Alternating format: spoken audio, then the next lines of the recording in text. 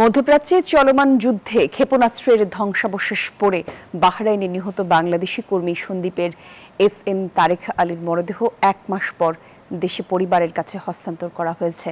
শনিবার চট্টগ্রামের পাহাড়তলীতে জানাজা শেষে দাফন করা হয়। আবু জাবেদের ছবিতে চট্টগ্রাম থেকে নয়ন বড়ুয়া জয়ের রিপোর্টে বিস্তারিত থাকছে।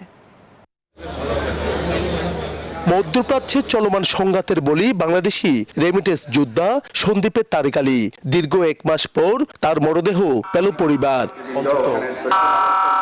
চট্টগ্রামের হালিশহরের বাসায় আঙ্গিনায় অ্যাম্বুলেন্স, কফিনে সাদা কাপড়ে মোড়ানো মৃতদেহ।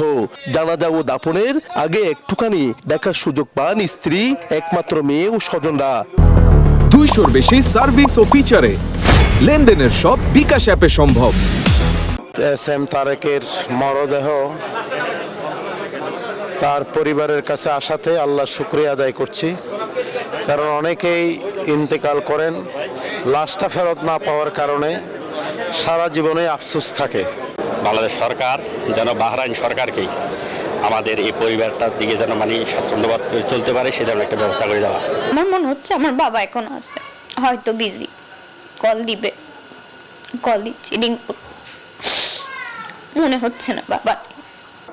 গত 1 মার্চ রাতে বাহরাইনে ক্ষেপণাস্ত্র হামলায় নিহত হন তারেক। শুক্রবার সন্ধ্যায় তার মরদেহ দেশে পৌঁছে বেলা 11:30টায় জানাজা শেষে হালিশহরের ঈদগাহ বউবাজার এলাকায় দাফন করা হয়। এই সময় চট্টগ্রাম 10 আসনের সংসদ সদস্য সাইদ আল নোমান সহ উপস্থিত ছিলেন অনেকে।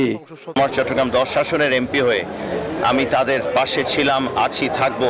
আমাদের যা যা করা দরকার সংগঠন হিসেবে এবং ব্যক্তি হিসেবে আমরা তাদের পাশে থাকবো। এস.এম. তারেক 2009 সালে বাহরাইনে যান। সেখানে আরসি ড্রাই ডক নামের একটি প্রতিষ্ঠানে কাজ করতেন তিনি।